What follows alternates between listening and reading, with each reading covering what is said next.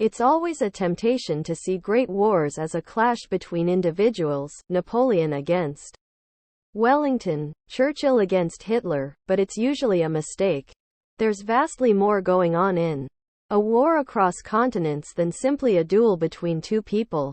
But Vladimir Putin's invasion of Ukraine does have the genuine flavor of a personal battle.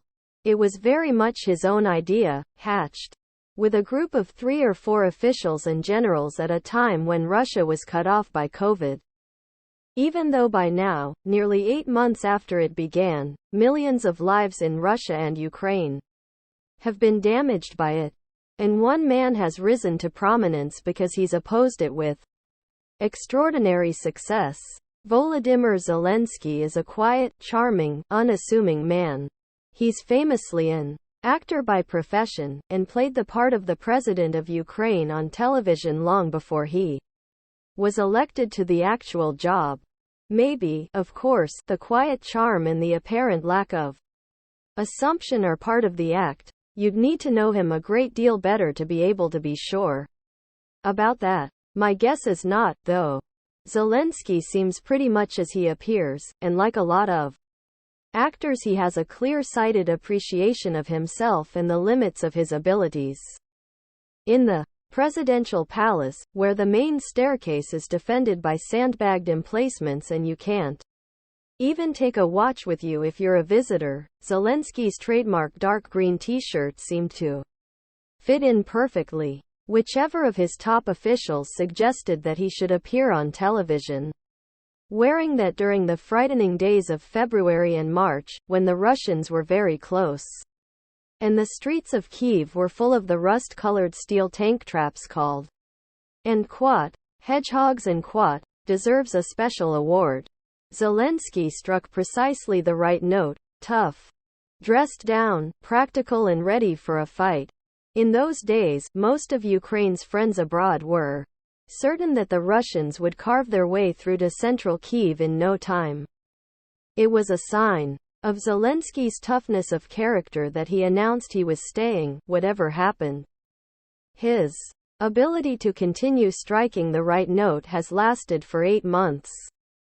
A few days ago, though, he got something wrong, and seemed to be calling for a preemptive strike to stop Russia using its battlefield nuclear weapons, relatively small-yield bombs that would have an appalling effect locally, but would be fairly limited in the damage they did over a wider area. Zelensky's words were well chosen, and they handed Moscow an easy win for a few hours.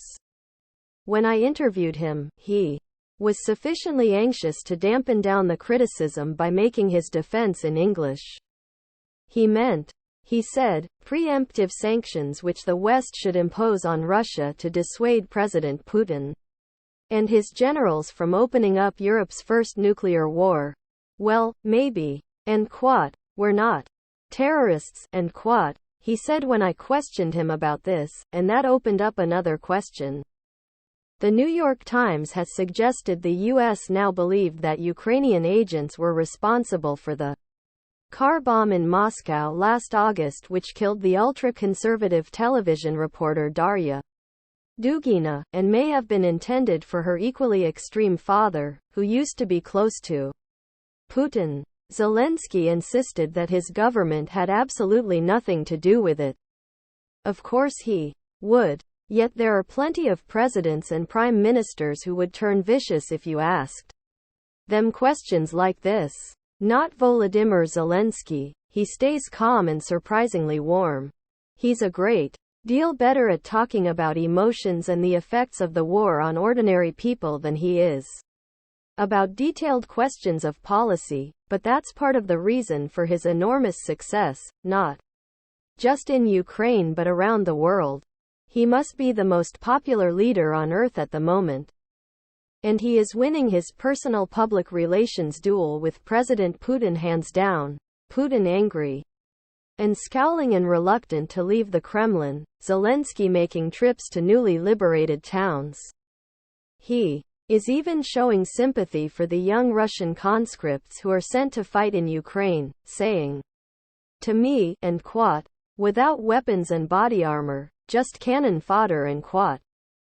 I wondered if his very public refusal to consider negotiating with Vladimir Putin was a signal to other Russian political leaders that if they wanted to end the war they would have to push Putin aside. After speaking to him about it, I decided not.